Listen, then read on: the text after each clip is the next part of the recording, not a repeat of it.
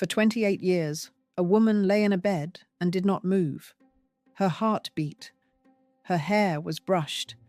Her fortune, reported at more than $75 million, went on earning money she would never spend. She could not speak, and so other people spoke for her. Her children said her husband had tried to kill her.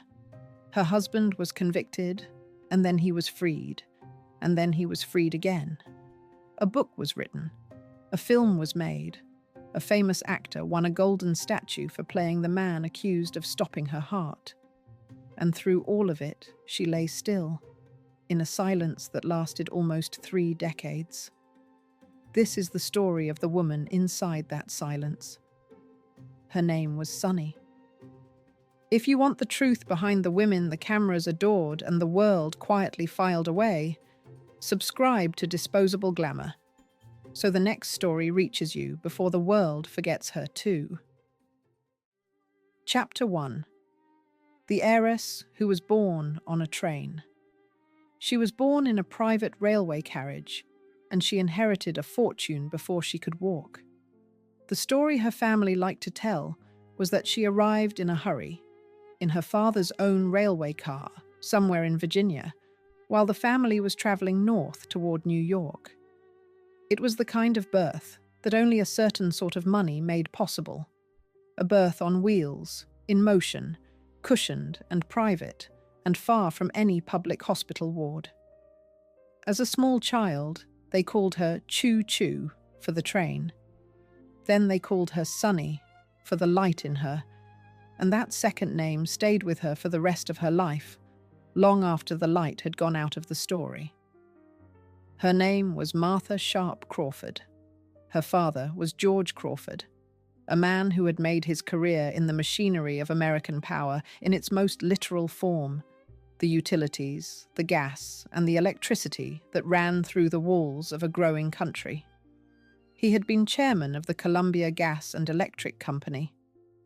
He died when Sunny was very small, most accounts say when she was around 3 years old. He left behind a wife, a daughter, and a fortune that the newspapers of the day reported at around $100 million. Try to hold that number in your hand for a moment, in the money of the 1930s. $100 million was not wealth, as most people understood the word. It was a different category of existence.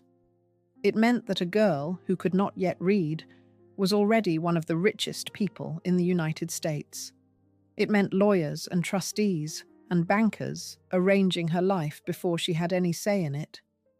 It meant that the most important relationships of her childhood were not with people at all, but with an estate.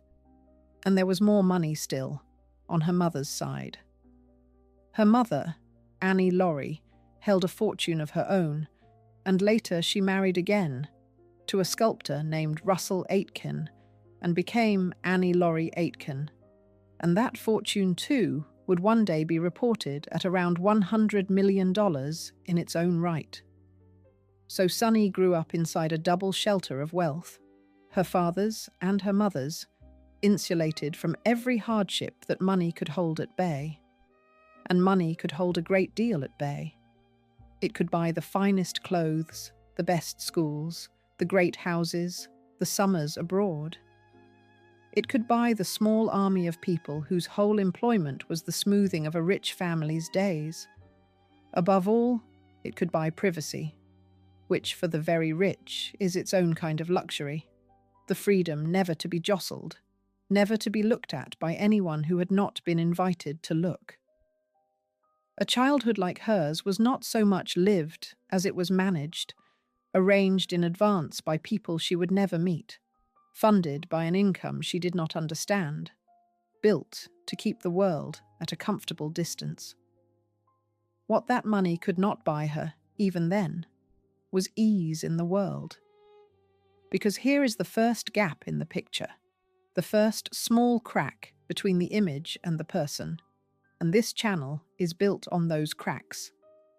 The public saw a golden girl, an American princess in waiting, blessed beyond measure. Those who knew her described someone else, a shy, quiet, watchful child who did not enjoy being the center of a room, who preferred her privacy to the glare of attention that her fortune guaranteed she would always receive. She had been handed the one thing everyone was supposed to want, and it seems to have made her want to disappear. This is the woman we need to see clearly before everything else happens to her. Not a scandal, not a court case, not a name in a headline. A rich, reserved young woman who had been taught from the beginning to keep still and to be looked at. She wore the fortune the way she would later wear her pearls, gracefully, quietly, without ever seeming to notice the weight of it.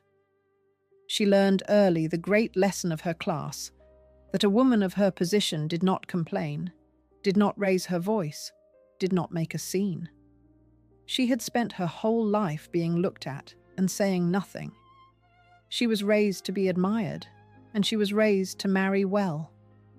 In the world she was born into, a fortune like hers was not simply money. It was a marriage market waiting to open, a prize that the right sort of man would spend years positioning himself to win. And when that market opened, the first man to walk through it would arrive wearing a title older than her family's money, and the newspapers would call it a fairy tale. His name came with the word Prince. Chapter 2. The tennis instructor who became a prince. In her middle 20s, she married a prince she had met on a tennis court, and the world called her lucky. He was Prince Alfred von Auersperg, an Austrian, handsome and titled and charming, and by most accounts he had been working, when they met, as a tennis instructor at a fashionable European resort.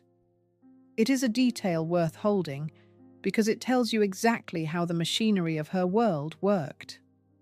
A young Austrian prince with an old name and thin funds could take a post teaching tennis to the wealthy, and in doing so, place himself directly in the path of the richest young women in the world.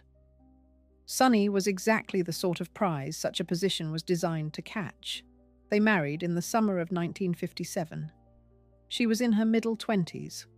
Overnight, she became Princess Sunny, and the American heiress became European royalty, at least by marriage, and the newspapers loved it. Here was the story money is supposed to buy. The richest of American girls, one of the oldest of European titles, joined together in a world of castles and villas and yachts, of ski slopes in winter and warm seas in summer. It was the fairy tale rendered exactly to specification, and for a while it photographed beautifully. 2 children came from the marriage. A daughter, Aula, born in 1958. A son, Alexander, born the following year. And with the children, the picture became complete. The beautiful heiress, the handsome prince, the son and the daughter, the fortune, the title, the international set moving from one glittering place to the next. If you had seen the photographs from those years, you would have envied her. Almost anyone would. That was what the photographs were for. But look again at the arrangement underneath the photograph. Sunny had the money. Alfred had the title and the charm. It was a match of assets, and matches of assets are not always matches of hearts. This was how her world arranged its marriages. Quietly, sensibly, the way other people arranged mergers, and everyone involved understood the terms even as the newspapers wrote about love. Those close to the marriage would later describe a growing distance, a husband whose attention wandered, a wife who found that a princely title did not fill the quiet in her. The fairy tale, examined closely, was a business, and like many businesses, it slowly stopped working.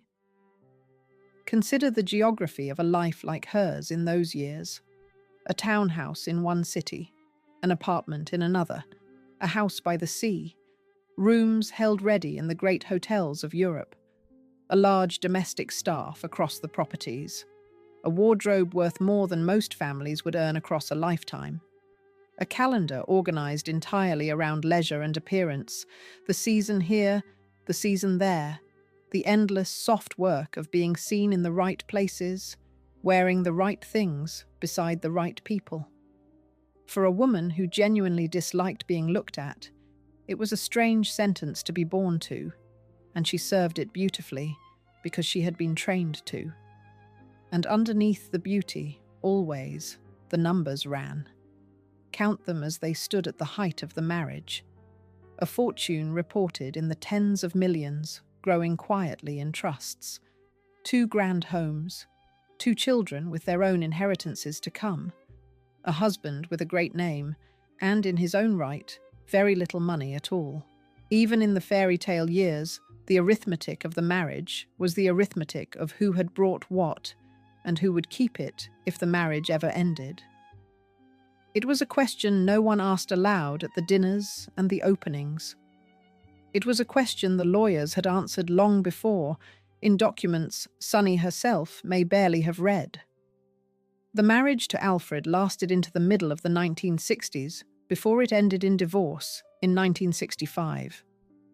By then, her personal fortune was widely reported at more than $75 million, the figure that would follow her name for the rest of her life and into the title of her own story. Divorce among the very rich is never simple, and hers unwound the usual way, quietly, expensively with lawyers. She kept the children. She kept the fortune.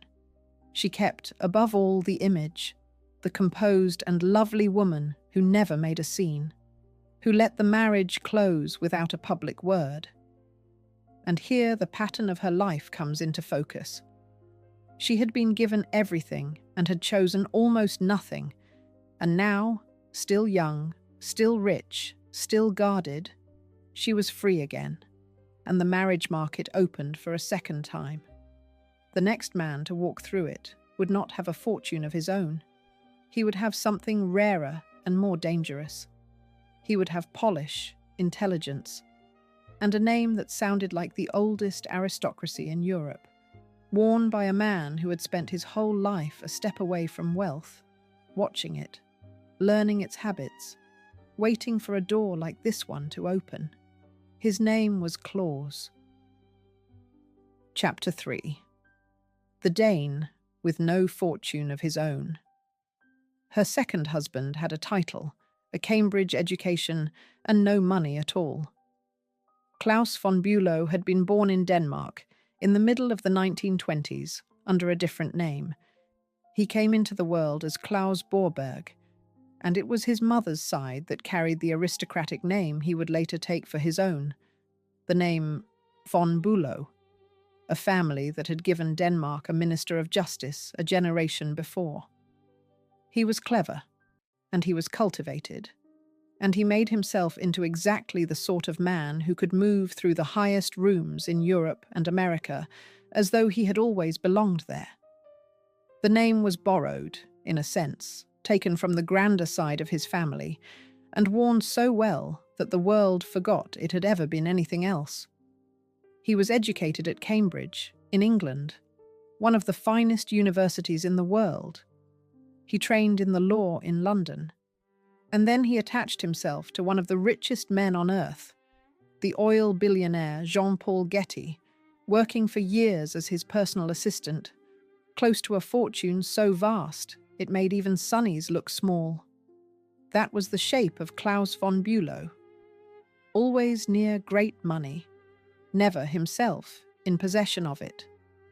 He had learned the tastes of the very rich, their manners, their pleasures, their needs, in the way that only a man who serves the rich without being one of them ever truly learns them. He had the manner of wealth without the substance of it, and to a certain kind of observer that made him a fortune hunter in a good suit. To another kind, it simply made him charming, capable, and useful. Sunny married him in June of 1966 at a Presbyterian church in New York. She was a divorced mother of 2, one of the richest women in the country. He was a courtier without a court, a man whose greatest asset was his ability to please the very rich. The following spring, in 1967, their daughter was born, a girl they named Cosima, And with that, the second family was made, and the second act of the fairy tale began, on the surface, no less golden than the first. They lived, when they were in America, in two places above all. There was a large apartment on Fifth Avenue in Manhattan, and there was the house that would become the stage for everything that followed, a great white-pillared mansion at Newport in Rhode Island called Clarendon Court. It stood above the sea among the other summer palaces of the American rich, so grand and so photogenic that Hollywood had once used it as a filming location for a glossy society comedy. To be its mistress was to sit at the very top of a particular American dream, the dream that says enough money can purchase a life of permanent, untroubled calm. Newport itself was a kind of museum of that dream, a small stretch of Rhode Island coastline where the great American fortunes of an earlier age had built their summer houses to look like the palaces of Europe, marble and columns and sweeping lawns running down to the cliffs above the Atlantic. It was a place built entirely to be looked at, a place where old money went to display itself to other old money, and Clarendon Court was one of its jewels. Sunny, who had never enjoyed being looked at, was now the mistress of one of the most looked-at houses in America. Picture it as the outside world pictured it.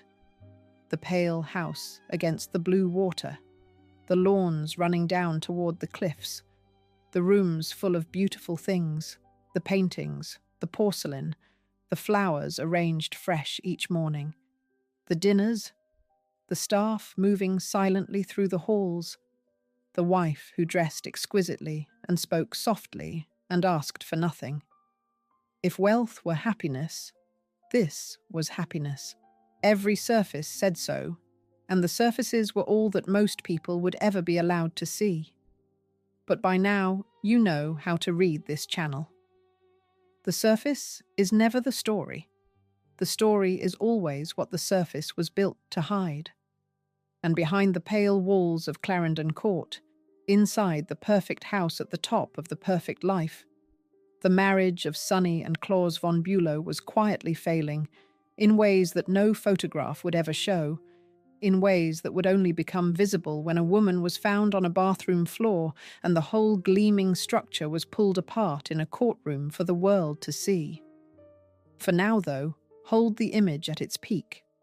The heiress, the second husband, the third child, the White House above the sea. This is the before. Remember it, because everything from here is the after, and the after begins the way the whole story will keep beginning, with a coldness settling into beautiful rooms, and no one outside the walls able to see it at all. Chapter 4. The cold rooms behind the perfect house.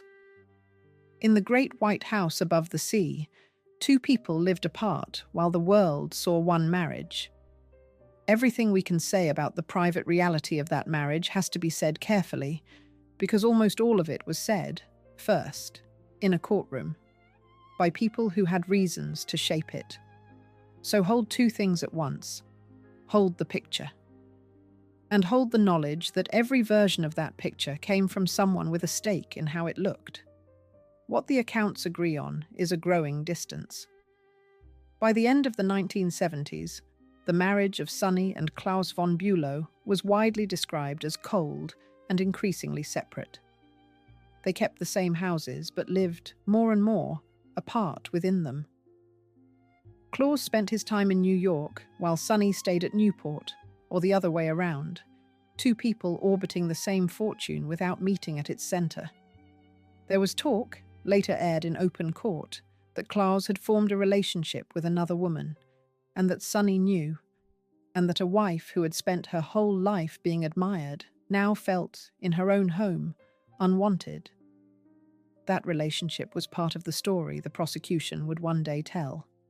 It must be handled as what it was, an allegation given in a courtroom, not a proven fact. And there was the other, darker account of her private life, the one the defense would build its case upon. In that account, Sunny herself was quietly unwell, and had been for a long time. She drank, heavily and privately. She relied on prescription medications. She ate sweets to a degree that alarmed those around her, and her body, by this account, was fragile in ways a lifetime of wealth had helped to hide. She was said to suffer from a condition that made her blood sugar unstable, capable of crashing on its own without any outside hand. Every one of these claims would later be laid before a jury, and every one of them cut two ways. To her children, they were the vulnerabilities of a woman being poisoned. To her husband's lawyers, they were the whole explanation. A woman whose own body and habits were killing her slowly, no villain required. We cannot settle that argument, and we should not pretend to. What we can see is the shape of a life curdling inside a beautiful shell. Think of what the outside world was told, against what was said to be happening within. The society pages, if they mentioned the von Bulows at all, described an elegant couple in an elegant house. The reality, as later described under oath, was a lonely woman moving through grand rooms she no longer shared with her husband, a marriage that had become a cohabitation, and a fortune that sat between them like a third presence, watching, waiting. Here, in the fourth chapter of her story, is the channel's oldest truth made plain. The photograph showed a marriage. Behind it were two strangers and a bank account. Money, in a marriage like this one, is never neutral. It shapes every possibility. A wife without money can leave a cold marriage.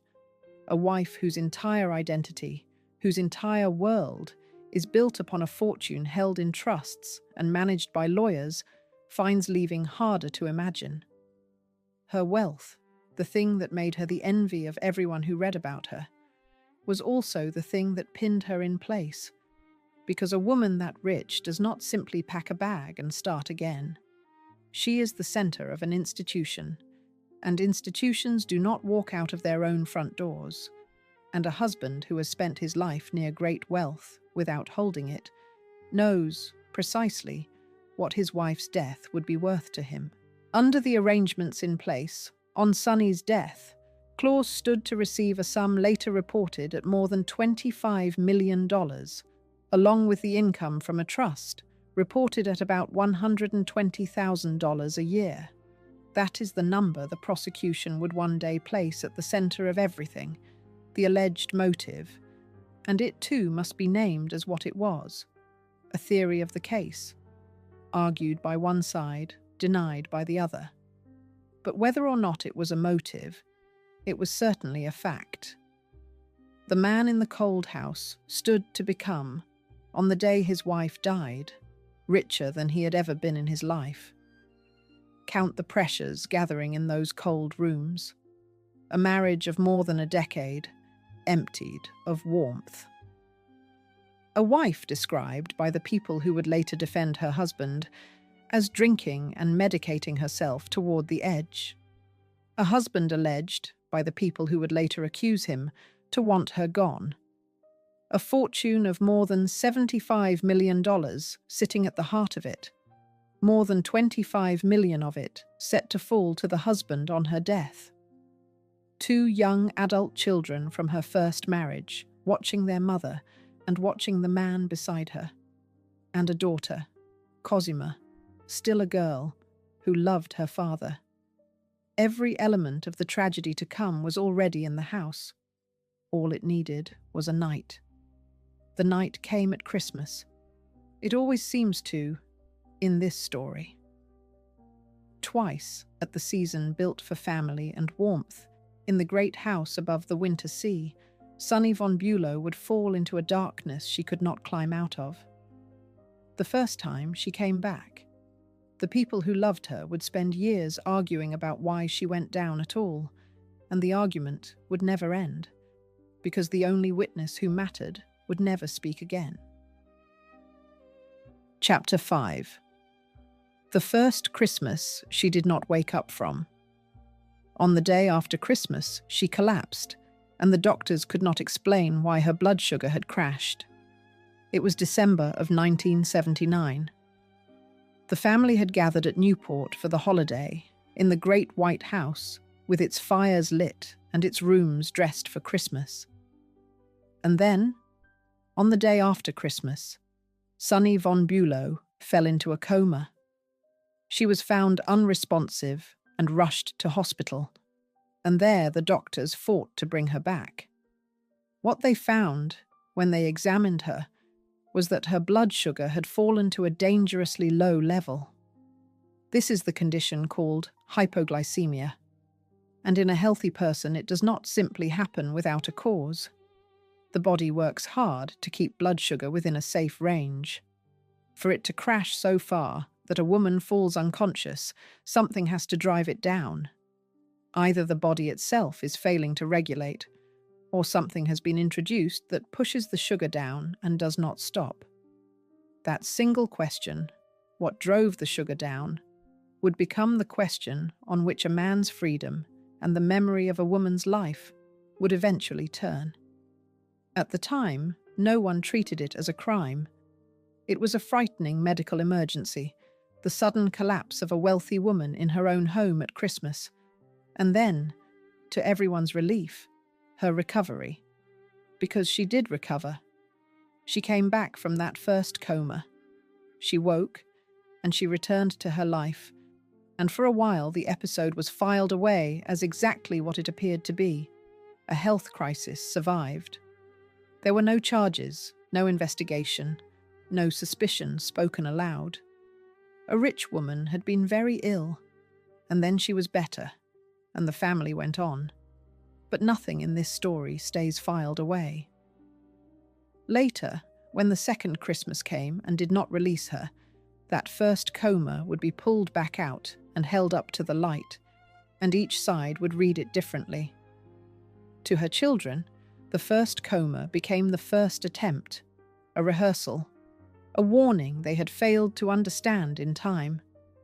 To her husband's defenders, it became something else entirely, the clearest possible proof that Claus von Bulow was a woman whose own body could, without warning and without any outside hand, drop her into unconsciousness. The very same event, the very same collapse, became evidence for opposite conclusions, depending entirely on who was telling it. That is the strange machinery of this case, and it is worth understanding before we go further. There is almost no fact in the whole story that points cleanly in one direction. A low blood sugar can mean poison, or it can mean illness. A syringe can mean a murder weapon, or it can mean the medication of a sick woman. A cold marriage can mean a motive, or it can mean an ordinary unhappiness.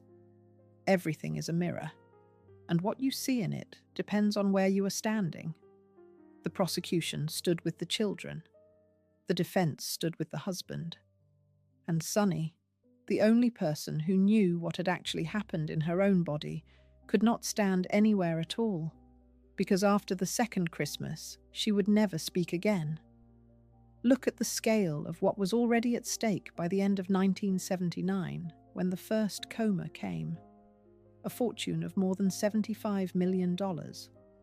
A husband positioned to inherit more than $25 million of it, plus a trust income of about $120,000 a year. 2 grown children with inheritances of their own to protect. A marriage of 13 years gone cold. A great house worth a fortune by itself, one of 2 grand homes. And a woman at the center of all of it whose health, by every account, was fragile, whether from her own habits or from something worse.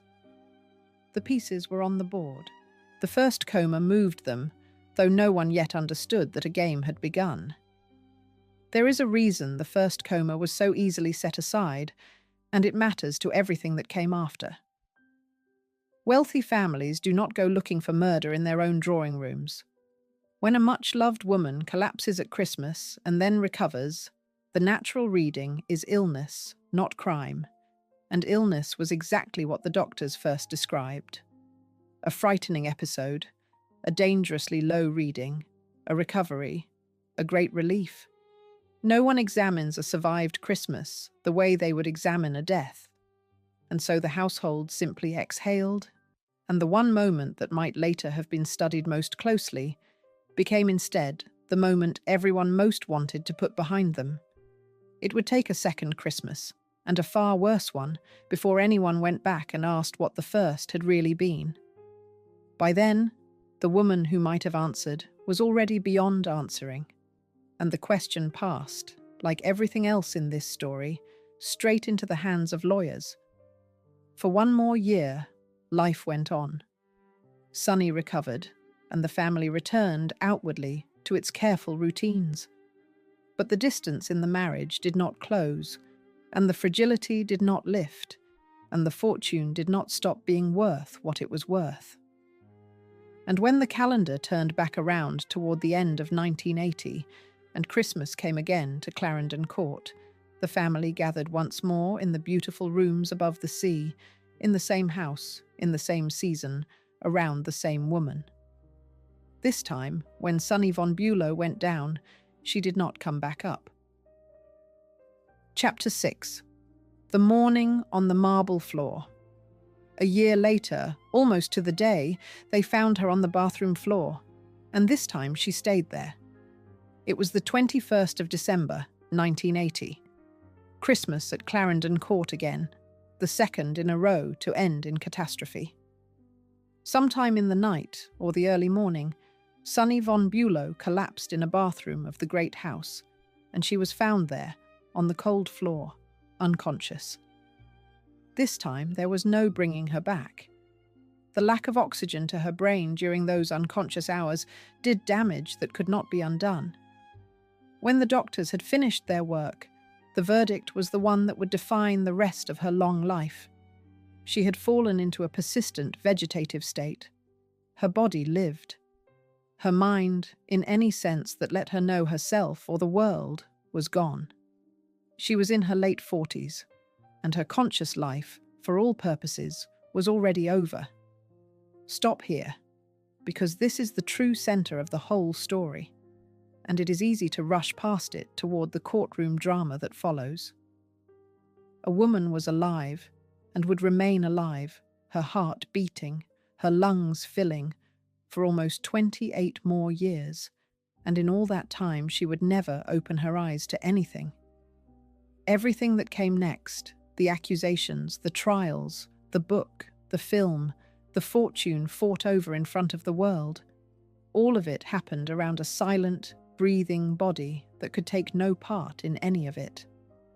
She became the most talked-about woman in America while remaining, herself, completely absent from the conversation. She was the subject of everything and the participant in nothing. Hold the image against its opposite for a moment, because the distance between them is the whole of what this channel exists to show. Somewhere there were photographs of this woman at her peak, composed and jeweled and perfect, the mistress of Newport, the princess who had married twice into the highest rooms in the world. And here she was now, on a bathroom floor in the house that had been the proof of all that wealth, undone not by any enemy the money could fight, but by something inside her own body or inside her own marriage. No one would ever be allowed to know which. The most protected woman imaginable, brought down in the most private room in the house. And now the story splits in two, permanently, into the two accounts that would battle for the next several years. In one account, this was murder, or attempted murder. The second and successful attempt after the first had failed a year before. In this telling, a husband who wanted his wife's fortune had found a way to end her without ending her, to reduce her to a body that could not accuse him while the money moved toward him. In the other account, this was tragedy without a villain, the predictable end of a woman whose drinking, whose medications, whose fragile and mismanaged body had finally taken her down for good, exactly as it nearly had the winter before. Both accounts would be argued by brilliant lawyers before juries of ordinary people. Both would be supported by expert witnesses with impressive titles. And the terrible truth at the heart of it is that the one person who could have said which was true lay in a hospital bed, unreachable, for the entire duration of the fight. Her silence was total, and into that silence everyone else poured their certainty. The children were certain. The husband was certain. The lawyers were certain. Only Sonny, who alone knew, said nothing, because saying nothing was now the only thing her body could still do. Set the scene as the new decade opened. A woman worth more than $75 million, permanently unconscious. A husband who stood to receive more than $25 million on her death, but who would receive nothing at all while she merely slept, alive, and inheriting to no one. Two grown children convinced, with a certainty that would harden into a crusade, that the man in the house had done this. A daughter, barely more than a teenager, convinced with equal certainty that her father was innocent. And a great fortune, frozen in place by a beating heart, waiting to see which way the story would break, and weigh what her survival now cost, in the plainest terms, because the arithmetic of it shaped everything that followed. A living body inherits to no one. So long as Sonny von Bulow breathed, her more than $75 million stayed exactly where it was, and the more than $25 million her husband stood to receive stayed just out of his reach, held there by the faint rise and fall of her chest. In an ordinary tragedy, death ends the story, and the estate is settled among the living. Here, death never came, and so the estate could never close, and the fortune hung suspended over the whole family like weather that refused to break. Every person in that house was now waiting, whether they would have admitted it or not, on the heartbeat of a woman who would never wake again. That is the particular cruelty the money added to the grief, and it is a cruelty that would stretch on, unbroken, for almost 28 years. It broke first in the direction of her children's suspicion. Because Alexander and Alla von Auersperg did not believe for a moment that their mother had simply fallen ill. They believed she had been attacked, and unlike most grieving families, they had the means, the money, and the will to go looking for proof. What they found, in a locked closet in the house, would put Claus von Bulow on trial for his life. Chapter 7. The Black Bag in the Locked Closet. Her grown children were sure their stepfather had done this, and they went looking for proof. Grief, in most families, has nowhere to go. In this one, it had lawyers, investigators, and money. Alexander and Ayla von Auersperg, Sonny's children from her first marriage, now grown, were certain that the man who had married their mother had put her into that final sleep. And they set out to prove it, with all the resources their family could bring to bear, which were very great resources indeed. They hired a private investigator. They moved, quietly and carefully, to gather what they believed was evidence hidden inside the family's own homes. And the search led them to a locked closet, and inside the closet to a small black bag. When the bag was opened, it was said to contain the ordinary and the terrible together: medications, prescription vials, and a hypodermic needle. And that needle, when it was examined, was found to carry a residue of insulin on the outside of it. Understand why that detail landed like a hammer. Insulin is the substance the body uses to lower blood sugar. Too much of it, given to someone who does not need it, will drive blood sugar down toward the very crash that had put Sonny into 2 comas. A needle bearing insulin, found hidden in a bag in a locked closet in the house of a man who stood to inherit more than $25 million on his wife's death, was, to her children, and to the prosecutors who took up their cause, exactly what it looked like. It was the weapon. It was the proof that the fragile, drinking, mismanaged woman of the defense's story was in fact a woman who had been deliberately and secretly injected toward death. There was more than the bag. There was the testimony of a member of the household staff, a maid and secretary in the household named Maria Schrollhammer. She would describe her own mounting suspicion, her observations of medications and vials, her sense that something was being done to the woman she served. Her account would become one of the pillars of the case against Claus von Bulow, the human voice from inside the house saying that she too had seen the signs, that the servants had known something was wrong long before the second Christmas came. Lay out what the children had assembled, because on its surface it was formidable. A husband with a cold marriage and an alleged other woman. A husband who stood to gain more than $25 million. 2 comas, a year apart, both marked by collapsed blood sugar. A hidden bag, a needle carrying insulin, a trusted servant who suspected foul play. Put those pieces in a row and they tell a single chilling story, the story of a fortune hunter who found a quiet way to kill.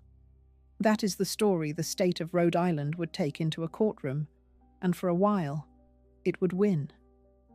But every one of those pieces had another face, and the man they accused would eventually find lawyers clever enough and rich enough to turn each one around. The needle with insulin on the outside would become, in time, the single detail that unraveled the whole case because of a simple question about how a needle actually works when it is pushed into a body. The maid's certainty would be met with questions about when, exactly, her suspicion had first been spoken aloud, and whether it had come before the doctors found insulin, or only after.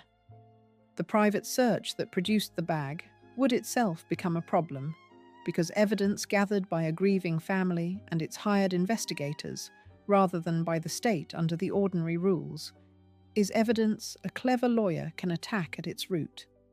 All of that lay ahead, invisible for now beneath the weight of what the bag seemed to prove. Look clearly at how much of what convicts a man can also, in the right hands, be turned to set him free. The bag was damning, until you asked who had opened that locked closet, and under whose authority, and whether the state had gathered the evidence or the family had. The needle was a murder weapon, until you asked what a needle actually looks like after it has been pushed through skin. The maid's suspicion was the honest voice of the household, until you asked when that suspicion had first been spoken aloud, and whether the doctors had found the insulin before she raised it, or only afterward. None of these questions were being asked yet, in the first shock of the accusation. The evidence stood tall and terrible and whole, and it pointed at one man. But every single piece of it had a hidden hinge, and a lawyer clever enough and rich enough, given time to work, would find every one of them and swing it the other way. For now, in the first years of the 1980s, the children's version held the field. Their evidence went to the authorities. The authorities acted. And Claus von Bulow, the courtier with no fortune of his own, the man who had spent his life near great wealth, was charged with 2 counts of attempted murder, one for each Christmas his wife had gone down. He would stand trial in Newport, in the same small, wealthy town where the great White House looked out over the sea. And the first jury to hear the story, looking at the bag and the needle, and the frightened certainty of the people who had loved her, would believe the children. Chapter 8. The First Verdict. In a Newport courtroom in 1982, a jury of strangers found Claus von Bulow guilty of trying to kill his wife. The first trial opened in Newport in early 1982, before a judge named Thomas Needham. It was already a sensation. The wealth, the mansion, the beautiful comatose heiress, the elegant foreign husband accused of murdering her for her money. The public could not look away, and neither can we, but keep your eye on the evidence, because it is the evidence, and not the glamour, that would be fought over all the way to the end. The prosecution built its case on the pieces the children had gathered. There was the black bag and the insulin-encrusted needle, presented as the weapon. There was the testimony of the maid, Maria Schrollhammer, the voice from inside the household describing her suspicions and the medications she had seen. And there was expert medical testimony, doctors of real standing, who told the jury that injected insulin was the only explanation that fit Sonny von Bulow's collapses. Not her drinking, not her diet, not her own troubled body. An injection given by another hand. That single word, only, spoken by a respected doctor, was perhaps the most powerful thing the jury heard. That testimony was the spine of the case. If the finest medical minds said insulin injection was the only answer, then someone had injected her, and the man with the motive, the man in whose closet the bag was found, was the obvious someone. The prosecution laid the pieces before the jury in order: the cold marriage, the money, the 2 comas, the bag, the needle, the maid, the experts, and asked the jurors, ordinary citizens of Rhode Island, to draw the conclusion that seemed, on that evidence, almost unavoidable. A rich and glamorous defendant, an heiress silenced, a fortune as the motive, and a doctor saying there was no innocent explanation at all. They drew it. In March of 1982, the jury found Claus von Bulow guilty on both counts of attempted murder. He was convicted of trying to kill his wife, twice, and he was sentenced to a long term in prison, a sentence reported by different sources as either 20 or 30 years. In the eyes of the law, on that day, he was a convicted man, found guilty of trying to murder his wife for a fortune of more than $25 million. The satisfying story had reached its satisfying end. The villain was caught. The world had its verdict. Imagine the picture the world held at that moment, in the spring of 1982. The elegant Claus von Bulow, convicted. Sonny, the wronged wife, lying silent and vindicated in her hospital bed, her children proven right. The great house at Newport, scene of the crime. It was a complete and satisfying story, the kind of story people want, in which the glamorous villain is caught and the truth is known and justice is done. If the film of her life had ended there, it would have been a simple film and a shorter one, and it would have told you that money cannot protect a guilty man from the reach of the law. But it did not end there, because Claus von Bulow had 2 things that most convicted men do not. He had the freedom of bail while he appealed, the wealth to remain at liberty and to fight on rather than beginning his sentence at once, and he had access to the best legal minds money could buy. A convicted man with a long sentence hanging over him and a fortune, or the memory of one within reach, does not simply go quietly to prison. He assembles a team, and the team Claus von Bulow assembled would take the satisfying story the first jury had believed and pull it apart, thread by thread, until a second jury looked at the very same evidence and saw something entirely different. The trial was a spectacle, and the nation watched it like one. Reporters filled the Newport courtroom. The details, the marble mansion, the comatose heiress, the elegant foreign husband, the fortune of tens of millions, ran on front pages across the country, and the public settled in to enjoy the fall of a glamorous man. This was the early 1980s, before the great televised celebrity trials that would fill the years to come. And the von Bulow case was one of the stories that taught the American press how much appetite there was for exactly this: wealth and beauty and suspicion served together on the same plate. The coverage treated the conviction as the natural end of the tale. The villain had been named and caught and caged, and the audience could go home satisfied.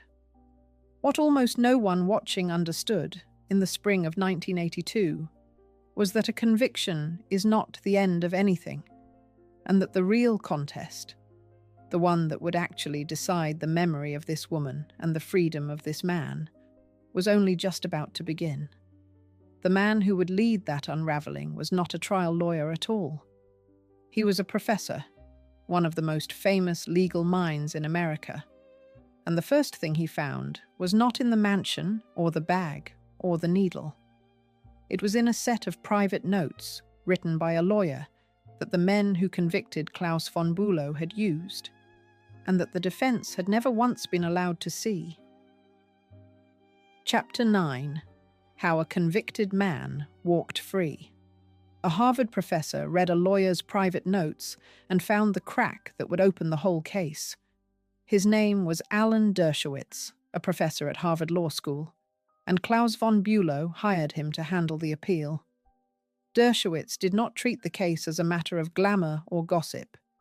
He treated it as a machine to be taken apart, a structure of evidence that, if even one crucial support could be pulled, might collapse entirely. He gathered around him a team that included bright young law students, and he went looking for the support to pull. He found it in a set of notes. A lawyer connected to the family, named Richard Koo, had made written records during the private investigation, and those notes, Dershowitz argued, revealed serious inconsistencies in the accounts given by the key witness, the maid Maria Schrollhammer, inconsistencies that the defense at the first trial had never been shown. If the jury that convicted Claus von Bulow had never seen material that undercut the very testimony it relied upon, then the conviction rested on an incomplete picture. There was also the deeper problem of how the physical evidence had been gathered in the first place, through a private search by the family and its investigators, rather than by the state under the ordinary rules that protect a defendant. The argument worked. In the spring of 1984, the Rhode Island Supreme Court reversed the conviction and ordered a new trial. In a single decision, the convicted man became, once again, a man merely accused, entitled to be tried afresh with everything now in the open. The satisfying story of 1982 came undone, and the second trial, when it came, would be nothing like the first, because this time the defense was ready. This time it had the family's own notes, and this time it went straight for the heart of the medical case. The second trial opened in the spring of 1985, before a judge named Corinne Grande, with a formidable trial lawyer, Thomas Puccio, now leading the defense. And the defense took the prosecution's strongest evidence, the insulin-encrusted needle, and turned it inside out with a single devastating point about how a needle works. If you fill a syringe and inject it into a body, the act of pushing the needle through skin wipes the outside of the needle clean. Insulin found on the outside of the needle, with the inside telling a different story, was not what you would expect from an injection at all. It was, the defense argued, consistent with the needle having been dipped into insulin, rather than used to deliver it. And a needle that had been dipped, rather than injected, pointed not toward a poisoner, but toward someone constructing the appearance of one. Then the defense told the other story of Sonny von Bulow, the story of her own body. They brought their own experts, and they laid out her history, the drinking, the reliance on medications, the unstable blood sugar that could crash on its own. They pointed to evidence that in the weeks before her final coma, she had taken very large quantities of ordinary aspirin, dozens upon dozens of tablets, a self-administered assault on an already fragile system. And crucially, the certainty of the prosecution's medical experts began to soften on the stand. The doctor who had once told a jury that injected insulin was the only possible explanation now allowed that other things, other drugs, might produce a similar collapse. The single, unavoidable conclusion of the first trial had become, in the second, one possibility among several, and a jury cannot convict a man of attempted murder on one possibility among several. Watch what has happened here, because it is the quiet engine of the whole reversal. Nothing new was discovered about the night itself. No confession surfaced. No witness recanted the central story. No hidden truth about what happened in that bathroom ever came to light. What changed was the framing of the very same facts. The same needle, read a different way. The same medical history, given its full and damaging weight. The same maid, her account now set beside a lawyer's notes that quietly questioned it. The first jury had been shown a picture with the doubts left out of the frame. The second jury was shown the doubts, and once a jury has been handed reasonable doubt, it cannot convict, whatever any individual juror may privately believe. That is not a flaw in the machinery of justice. It is the machinery working exactly as it was built to work.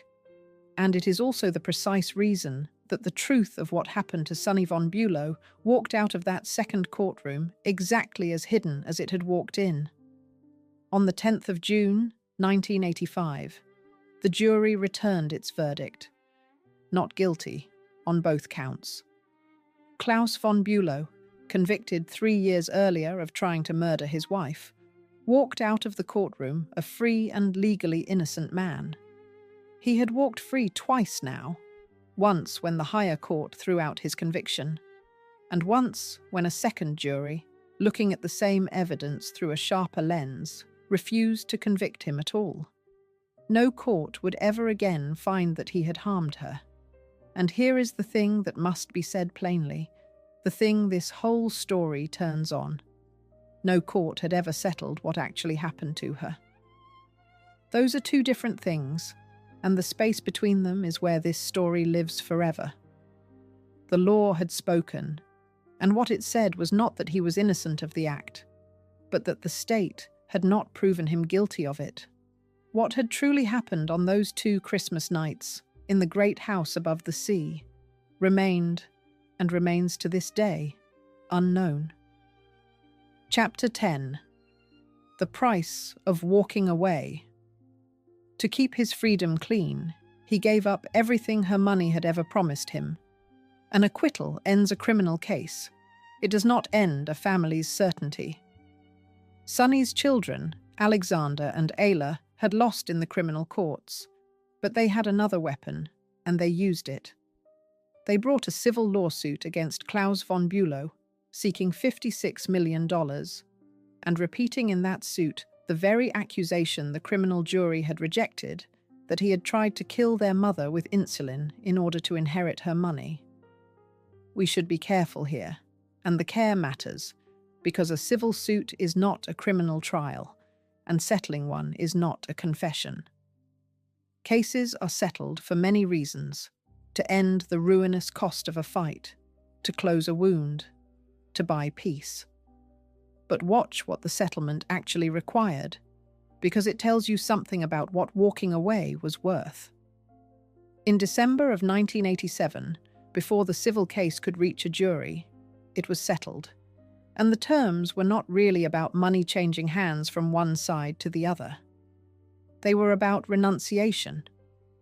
To end the matter, Claus von Bulow agreed to divorce Sonny and to give up every claim her fortune had ever offered him. Count what he surrendered. He gave up the more than $25 million he stood to inherit on her death. He gave up the trust income, reported at about $120,000 a year. He gave up his interest in the homes, the Fifth Avenue apartment, and the great white mansion at Newport. He agreed to have no say in her medical care, to step entirely away from the silent woman who was still, in law, his wife until the divorce was done. And he even surrendered the rights to the story itself, the film and the book rights to the most famous marriage in America.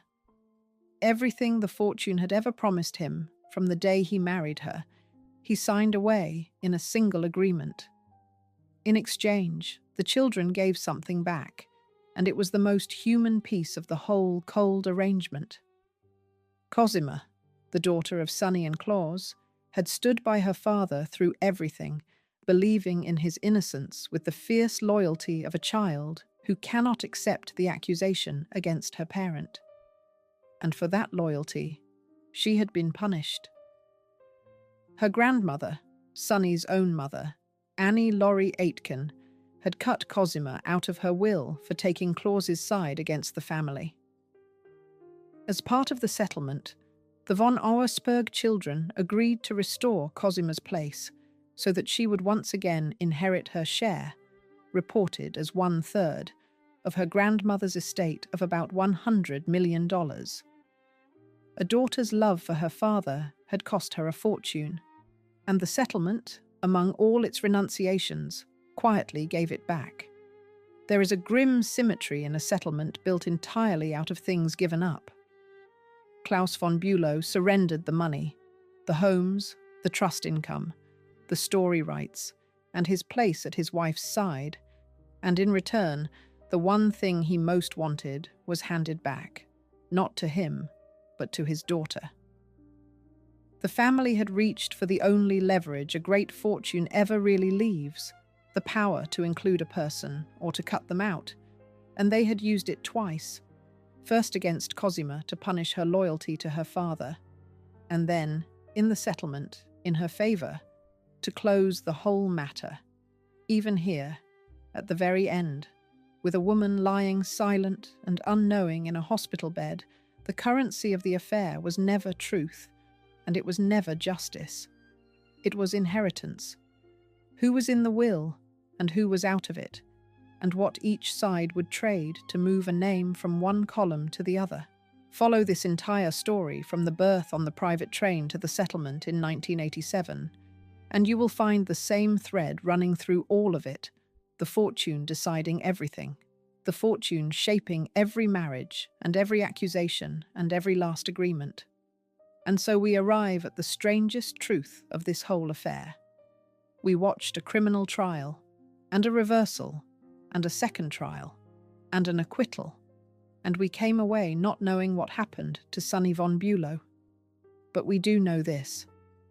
When the fighting finally stopped, it stopped not with a verdict about her life, but with a division of her money. The question the world had followed for years, did he do it, was never answered. The question that actually got settled was a colder one, and an older one, the only question the fortune had ever really cared about. Who keeps the money? He left the marriage with his freedom and none of it. His daughter kept her inheritance. And Sonny, the woman all of it was supposedly about, lay exactly where she had lain since the morning on the marble floor, and would go on lying, while the man who had been her husband packed his freedom and crossed the ocean to begin again in London. Chapter 11. The Long Silence and the Golden Statue.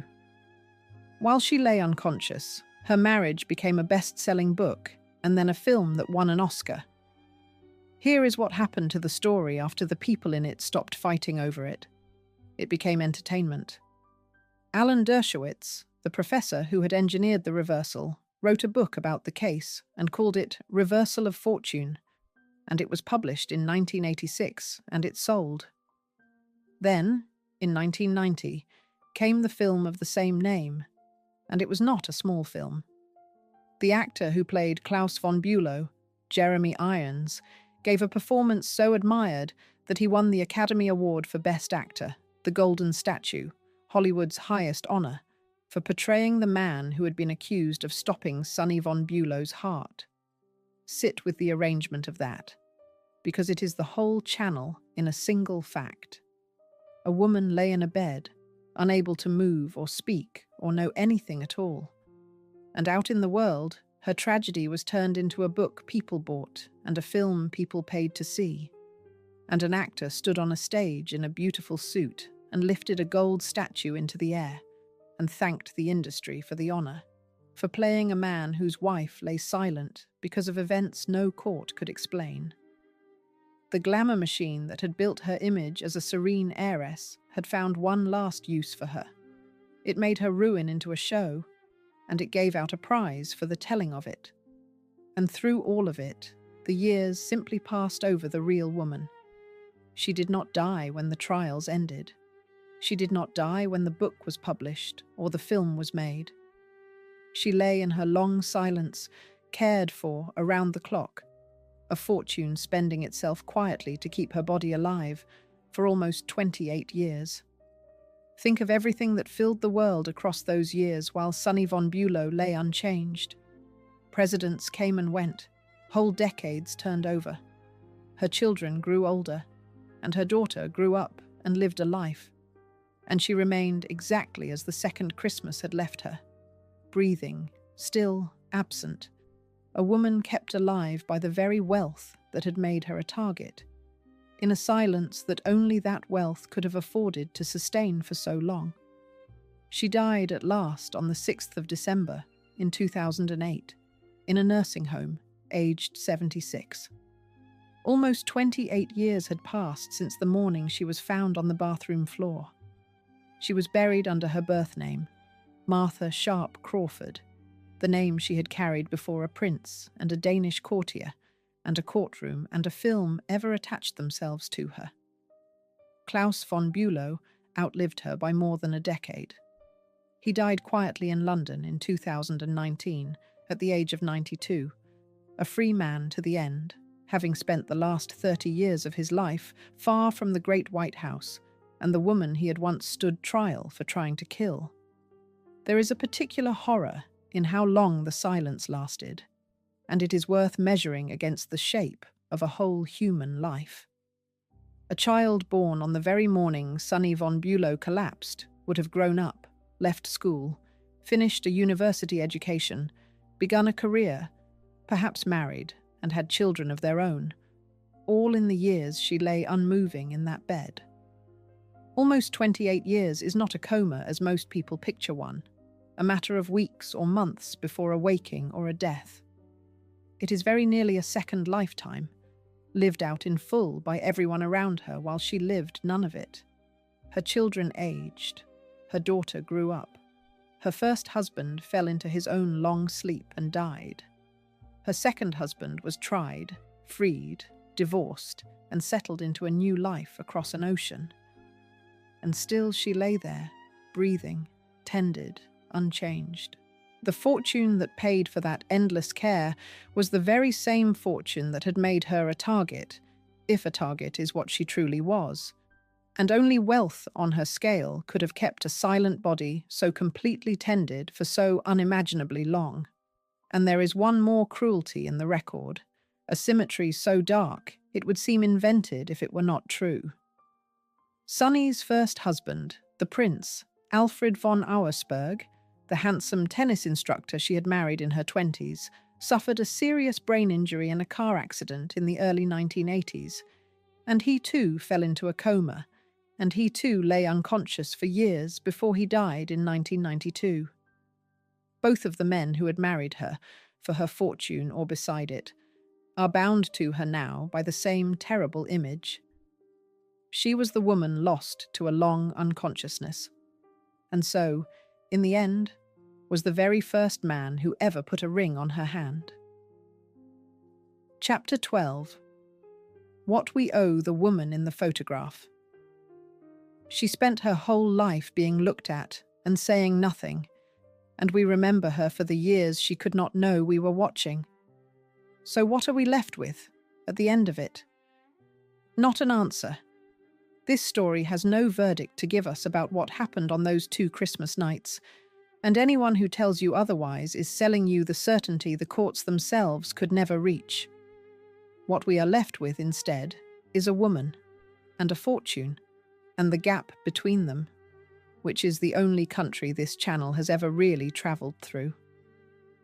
Think about what her money could do, and what it could not.